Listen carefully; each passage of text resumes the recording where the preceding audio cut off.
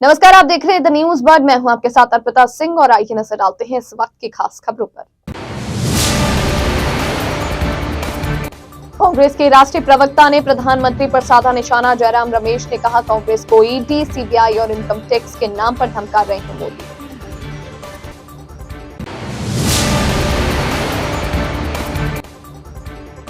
वेतन व बोनस की मांग को लेकर रोडवेज कर्मचारियों ने किया कार्य बहिष्कार।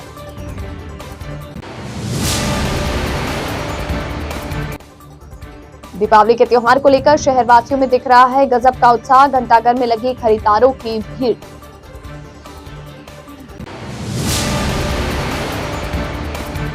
नामांकन वापस लेने की सीमा समाप्त। 10 विधानसभा सीटों पर कुल 82 प्रत्याशी मैदान में।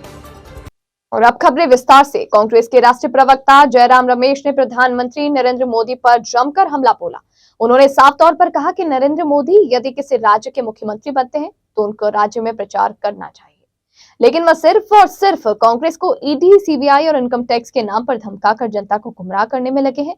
यह बात उन्होंने आज जोधपुर में प्रेस वार्ता में कही। उन्होंने कहा कि कांग्रेस सरकार की ओल्ड पेंशन स्कीम पूरे राजस्थान सहित कई प्रदेशों में तारीफें हो रही है। चिरंजीवी योजना, स्वास्थ्य योजना की तारीफें हो रही है। उन्होंने केंद्रीय वित्त मंत्री सीतारमण की ओर से इशारा करते हुए कहा कि ओल्ड पेंशन स्कीम पर जगह जगह हो रही मांग को लेकर अब वो उसको नए क्लेवर में पेश करने का आश्वासन दे रही है, जो सिर्फ कांग्रेस सरकार का दबाव है। उन्होंने कहा कि हमें ऐसा लगता है कि ओल्ड पेंशन स्कीम का नाम भारतीय जनता पार्टी अब Modi old pension scheme MOPS ना रख दे। सरकार रिपीट होने के सवाल पर उन्होंने कहा कि निश्चित तौर पर कांग्रेस अपनी योजनाओं के आधार पर राजस्थान में प्रचंड बहुमत के साथ रिपीट होगी। हालांकि जब उनसे यह पूछा गया कि क्या अशोक गहलोत रिपीट होंगे तो वे इस सवाल को टाल गए। हम ये प्रचार पिछले 5 साल की उपलब्धियों के आधार पर ही कर रहे हैं। मैं समझता हूं राजस्थान मॉडल, बार बार प्रधानमंत्री गुजरात मॉडल का जिक्र करते हैं, पर पिछले 5 साल में राजस्थान मॉडल देखने को मिला। खास तौर से स्वास्थ्य के क्षेत्र में जो चिरंजीवी परियोजना है, आज सारे देश के लिए एक नमूना बन गया। 25 लाख रुपए तक मुफ्त इलाज कराना कोई कम बात नहीं है, पर यह सरकार ने करके दिखाया है। शहरी रोजगार गारंटी परियोजना की शुरुआत की है। किसानों के लिए, महिलाओं के लिए, युवाओं के लिए, समाज के हर वर्ग के लिए, किसानों के लिए जो योजनाएं चलाई गई हैं, इसी के आधार पर कांग्रेस फिर से राजस्थान की जनता से जनादेश मांग रही है। भारत जोड़ो यात्रा के बाद हमारे संगठन में एक नई एकजुटता दिखाई दी, एक नया उमंग, एक नया उत्साह, एक नई शक्ति दिखाई दी। और उसके बाद कर्नाटक के चुनाव के नतीजे निकले और उससे साफ हो गया कि भारत जोड़ो यात्रा हमारे राजनीति में एक परिवर्तनकारी क्षण था। और मुझे पूरा विश्वास है कि वही भावना भारत जोड़ो यात्रा के बाद जो कर्नाटक में नतीजे पर उनका असर हुआ, वो ही असर राजस्थान में दिखाई देगा 3 तारीख को, और कांग्रेस पार्टी को स्पष्ट बहुमत फिर से मिलेगा। प्रधानमंत्री ने हमें क्या क्या नहीं कहा। रेवड़ी के सौदागर हमें कहा, हम रेवड़ियाँ बेचते हैं, रेवड़ियाँ देते हैं। और आज वही प्रधानमंत्री छत्तीसगढ़ में जाते हैं और वही रेवड़ी बांटते हैं।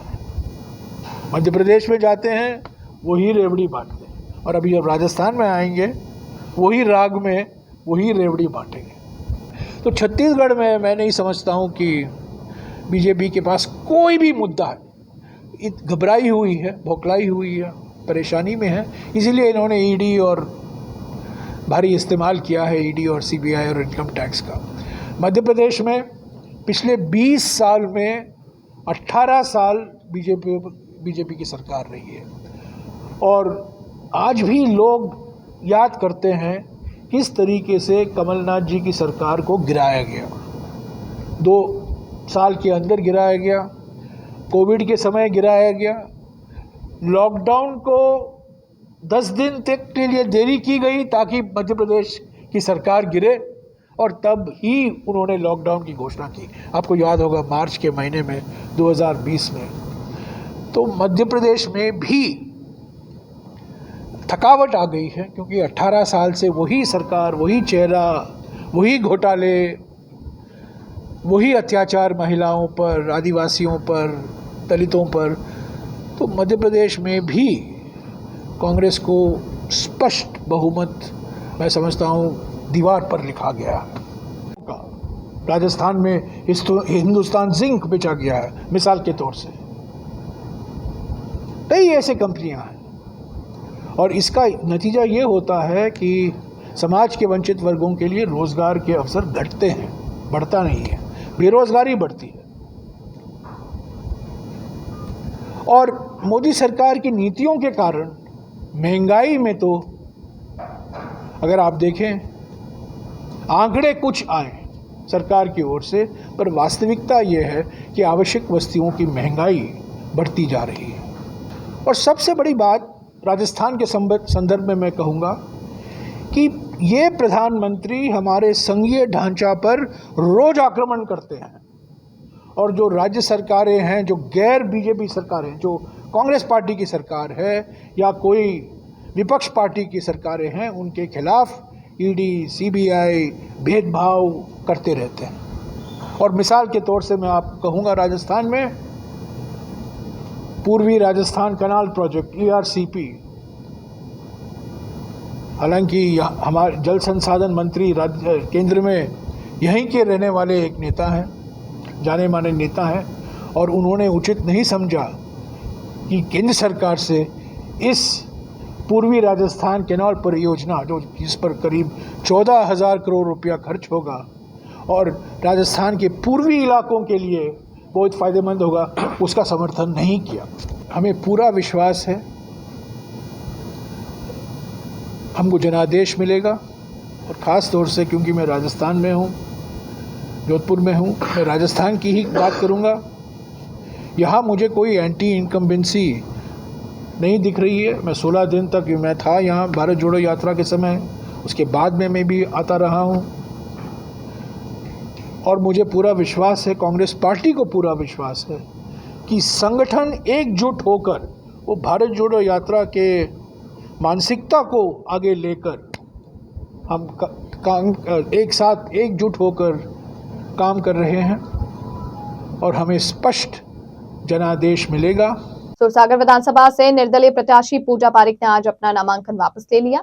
आपको बता दें कि कांग्रेस से पार्षद पूजा पारिक ने सूरसागर विधानसभा से निर्दलीय प्रत्याशी के रूप में नामांकन भरा था, परंतु भाजपा के समर्थन में पारिक ने अपना नामांकन वापस ले लिया। पूजा पारिक ने बताया कि वह कांग्रेस पार्टी में जरूर थी, पर कहीं न कहीं वह भाजपा की विचारधारा से बहुत प्रभावित हुई थी, जिस वजह से उन्होंने अपने ससुर कन्हैयालाल पारिक के साथ विचार विमर्श कर अधिकाधिक रूप से भारतीय जनता पार्टी की सदस्यता ग्रहण कर पार्टी के लिए कार्य करेंगी। देखिए, इंडिपेंडेंट खड़े होकर के मैं तुष्टीकरण की जो राजनीति है, परिवारवाद और वंशवाद की राजनीति को और बढ़ावा नहीं देना चाहती थी, इसलिए जनहित की सेवा के लिए निस्वार्थ भाव से मैं बीजेपी का दामन थामती हूँ मैं। हाँ, अगर इंडिपेंडेंट खड़ी होती हूँ तो इससे तो परिवारवाद वाली राजनीति को ही मैं समर्थन करूँगी। मैं ब्राह्मण के वोट तोड़वाना नहीं चाहती हूँ, इसीलिए मैं देवेंद्र जोशी को समर्थन देती हूँ अपना। Rajasthan state roadways employees union inter के बैनर तले गुरुवार को रोडवेज कार्मिकों ने बकाया वेतन व बोनस की मांग को लेकर 1 घंटे तक कार्य बहिष्कार कर प्रदर्शन किया। इस प्रदर्शन के सेवारत कर्मचारियों के साथ सेवानिवृत्त कर्मचारियों ने भी हिस्सा लिया। यूनियन पदाधिकारियों ने कहा कि राजस्थान रोडवेज के सेवारत व सेवानिवृत्त कर्मचारियों को 2 माह का पेंशन, वेतन और बोनस नहीं मिला। वेतन के अभाव में रोडवेज कर्मचारियों के समक्ष आर्थिक संकट आ गया। दीपावली जैसे पर्व पर भी रोडवेज वेतन देने को लेकर गंभीर नहीं दिख रही। वेतन दिए जाने के नाम पर टकराया जा रहा है।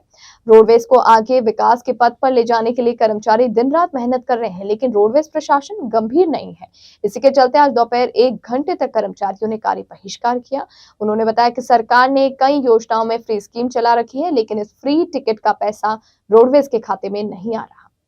जिंदाबाद जिंदाबाद। 1 तारीख को वेतन दो, वेतन दो, वेतन दो। 1 तारीख को पेंशन दो, पेंशन दो, पेंशन दो। रिटायरमेंट कर्मचारियों का भुगतान किया गया है, हम लोगों को करीब तीसरा महीना चल रहा है, नहीं तो पेंशन मिल रही है, नहीं कोई वेतन मिल रहा है, नई गाड़ियों की परचेज हो रही है, नई भर्ती की परचेज हो रही है।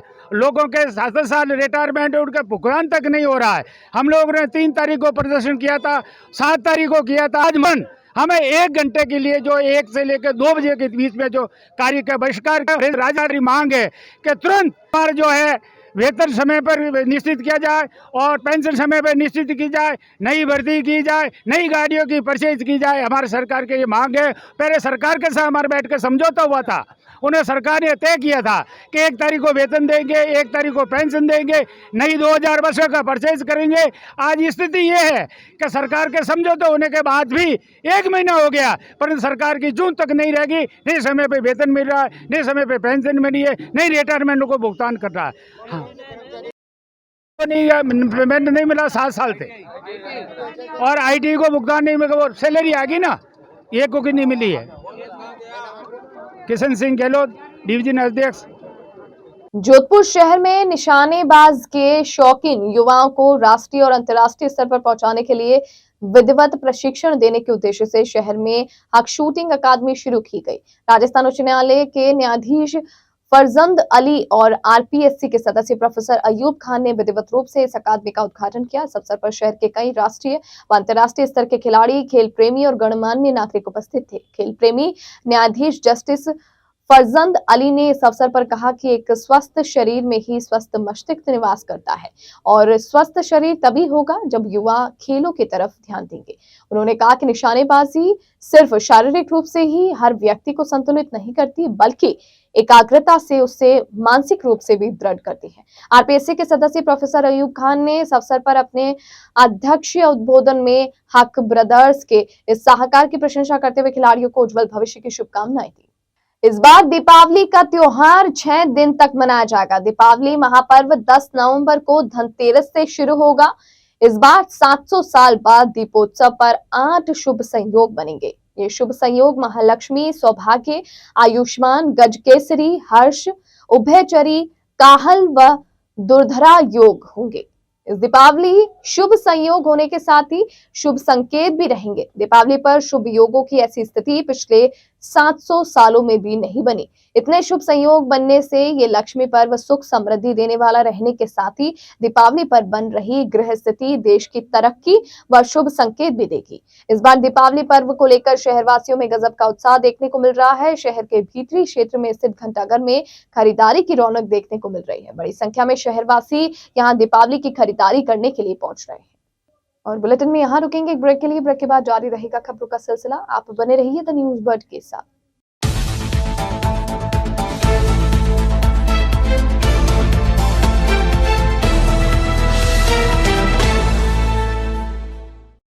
ब्रेक के बाद बुलेटिन में आपका स्वागत है। विधानसभा चुनाव को लेकर पाटन के मदन मोहन मैरिज गार्डन में यादव समाज सम्मेलन में भारतीय जनता पार्टी के सांसद बाबा बालकनाथ ने नीम का थाना विधानसभा क्षेत्र से भाजपा प्रत्याशी प्रेम सिंह बाजोट के समर्थन में एक आम सभा का आयोजन किया। आम सभा में बाबा बालकनाथ के साथ भारतीय जनता पार्टी के भरतपुर से सांसद रंजीता कोहली ने भी सभा को संबोधित किया।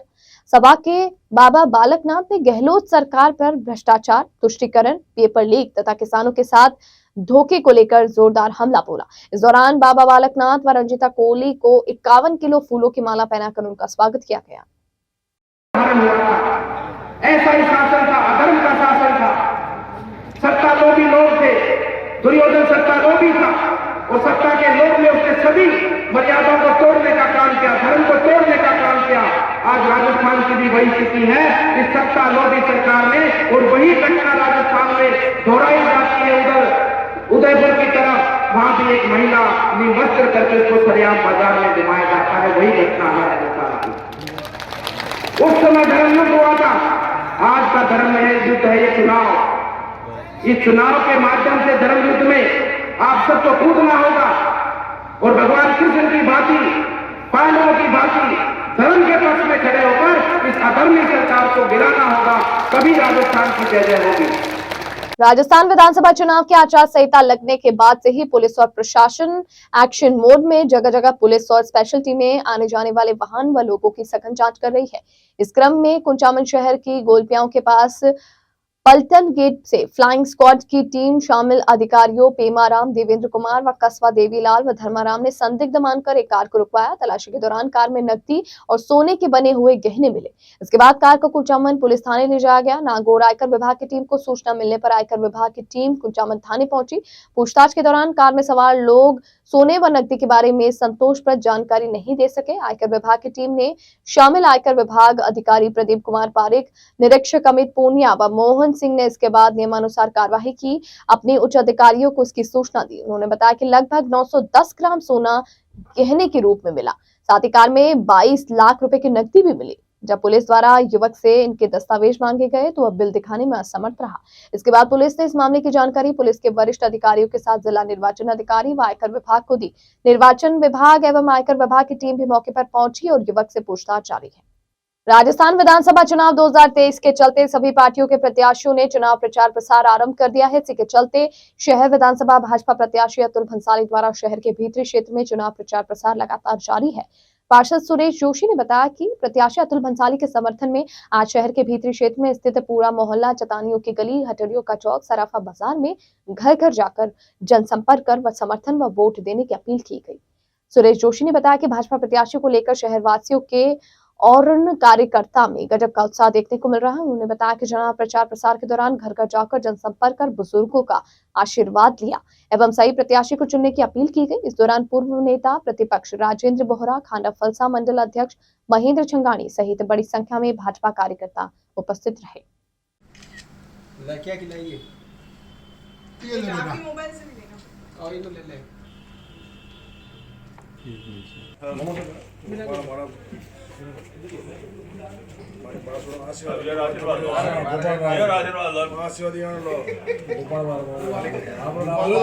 जोधपुर विधानसभा से जनसंपर्क का कार्यक्रम पिछले 3-4 दिनों से चल रहा है। ये डोर टू डोर कैंपेनिंग चल रही है। अभी 2 दिन पहले 34 दिसंबर वार्ड जो 30 दिसंबर वार्ड था, 34 दिसंबर वार्ड था जो पूरा हो चुका है और अब 33 दिसंबर में शुरुआत हुई थी। कल से हमारे प्रतिपक्ष पूर्व प्रतिपक्ष नेता लालजी बोरा के यहाँ शुरू हुआ था और आज सरापों की पॉल से शुरू हो रहा है। तो करीब 4 बूथ आज पूरे हो जाएंगे। जो 33 दिसंबर के पूर्व 33 वार्ड नंबर है उसके 10 बूथ है, उसमें से 4 बूथ आज पूरे हो जाएंगे। जिला परियोजना समन्वयक समग्र शिक्षा जयपुर द्वारा इस वर्ष का विद्यालय स्तरीय राज्य स्तरीय कला उत्सव 2023 8 व 9 नवंबर 2023 को शहीद लेफ्टिनेंट अभय पारिक राजकीय बालिका उच्च माध्यमिक विद्यालय गांधीनगर जयपुर में संपन्न हुआ। विभिन्न प्रतियोगिता में राज्य के 450 छात्र व छात्राओं ने अपने कला का उत्कृष्ट प्रदर्शन किया। स्वतंत्र संवाददाता सतीश बोहरा ने बताया कि इस राज्य स्तरीय प्रतियोगिता में जोधपुर जिले की सबसे अधिक प्रतिभागियों ने भाग लिया, जिसमें कलाओं में अपनी प्रस्तुति दी। उसमें एकल अभिनय, नाटक, दृश्य कला, त्रिआयामी दृश्य कला, द्विआयामी प्रारंभिक लोक नृत्य, शास्त्रीय नृत्य, स्वरवाद, संगीत, वाद संगीत, पारंपरिक लोक संगीत, शास्त्रीय संगीत व स्थानीय खिलौने। आज छात्राएं विजयश्री, दिव्या कंवर, दीक्षा अंशिका परिहार, डिम्पल देवी, सीमा पूजा, दिव्या, सपना ने अपनी प्रस्तुति दी। बावड़ी विद्यालय की छात्राओं ने उस सबको भाव विभोर कर दिया।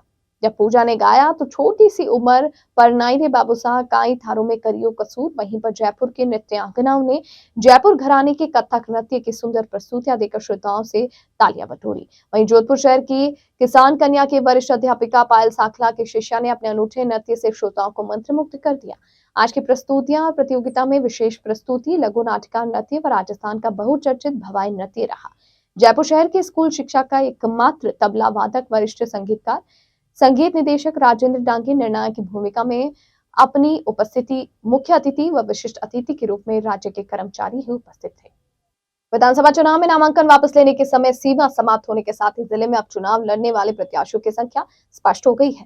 जिला कलेक्टर हिमांशु गुप्ता ने जानकारी देते हुए बताया कि जोधपुर जिले की 10 सीटों पर नामांकन पत्रों की जांच करने के बाद 122 प्रत्याशियों के नामांकन सही पाए गए थे, जिसमें से आज नाम वापसी की अवधि समाप्त होने तक 40 लोगों ने अपने नामांकन वापस लिया। इसके बाद अब जिले की 10 विधानसभा सीटों पर कुल 82 प्रत्याशी मैदान में शेष है, जिनके बीच अब चुनावी मुकाबला होगा। जिला कलेक्टर ने जिले के समस्त सीटों के संबंध में विस्तार से जानकारी दी। कैंडिडेट्स हैं जोधपुर के 10 विधानसभाओं में, उनकी स्थिति बिल्कुल क्लियर हो गई है। जैसे आपको ध्यान है, जो वैलिडली नॉमिनेटेड कैंडिडेट्स थे, जो स्क्रूटनी के बाद जो संख्या तय हुई थी, वो 122 थे। पिछले 2 दिनों में 40 कैंडिडेट्स ने अपने जो नॉमिनेशन पेपर्स थे उसको विड्रॉ करा है। तो अब 82 कैंडिडेट्स हमारे 10 विधानसभाओं में चुनाव में नॉमिनेट हो चुके हैं और वो कंटेस्ट करेंगे चुनाव को। मैं विधानसभावार इसका जो ब्रेकअप है वो मैं आपको एक बार निवेदन कर देता हूँ। फलौदी में 10 कैंडिडेट्स हैं, लोहावट में 7 कैंडिडेट्स हैं, शेरगढ़ में 8, ओसियां में 6 कैंडिडेट्स हैं, भोपालगढ़ में 6, सरदारपुरा में 10, जोधपुर सिटी में 10, सूरसागर में सबसे अधिक 14 कैंडिडेट्स हैं, लूनी में 5 हैं और बेलाड़ा में 6 हैं। इस प्रकार से कुल 82 कैंडिडेट्स जोधपुर की 10 विधानसभाओं में कंटेस्ट करेंगे चुनाव। और वोटिंग जैसे आप सबको पता है कि 25 तारीख को इसकी पूरे राजस्थान भर में एक ही फेज़ में, जिसमें जोधपुर भी शामिल है, एक ही फेज़ में इसमें चुनाव होंगे। जिला कलेक्टर हिमांशु गुप्ता ने शहर वासियों को धनतेरस, दीपावली व भाई दूज तथा आगामी दिनों में आने वाले गुरु नानक जयंती की शुभकामनाएं देते हुए शहर वासियों से इन त्योहारों को अपनायत और भाईचारे के साथ हर्षोल्लास से मनाने की अपील की है। वहीं जिला कलेक्टर हिमांशु गुप्ता ने इस मौके पर 25 नवंबर को होने वाले मतदान के लिए अधिक से अधिक मतदान कर लोकतंत्र के पर्व को सुंदर बनाने की अपील भी शहर वासियों से की। सभी जिला वासियों को मेरा नमस्कार। आगामी जो दिन है वो बड़े त्यौहार हैं। सबसे पहले तो धनतेरस है, फिर दिवाली है, भाई दूज है और 27 तारीख को श्री गुरु नानक जयंती है।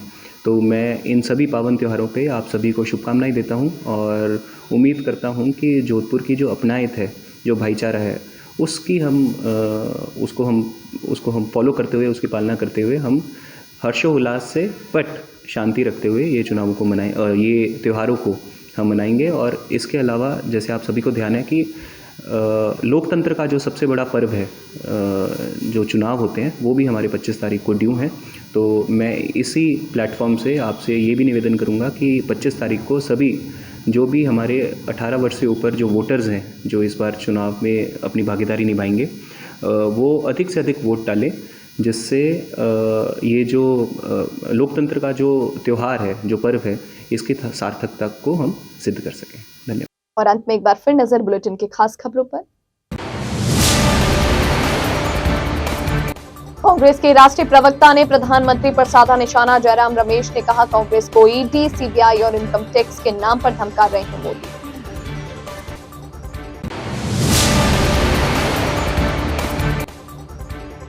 वेतन व बोनस की मांग को लेकर रोडवेज कर्मचारियों ने किया कार्य बहिष्कार।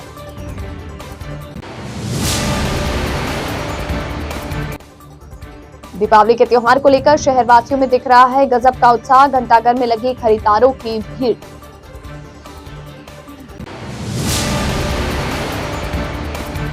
नामांकन वापस लेने की सीमा समाप्त। 10 विधानसभा सीटों पर कुल 82 प्रत्याशी मैदान में। इस बुलेटिन में फिलहाल के लिए इतना ही और खबरों को जानने के लिए आप बने रहिए द न्यूज वर्ल्ड के साथ। तब तक के लिए मुझे दीजिए इजाजत। नमस्कार।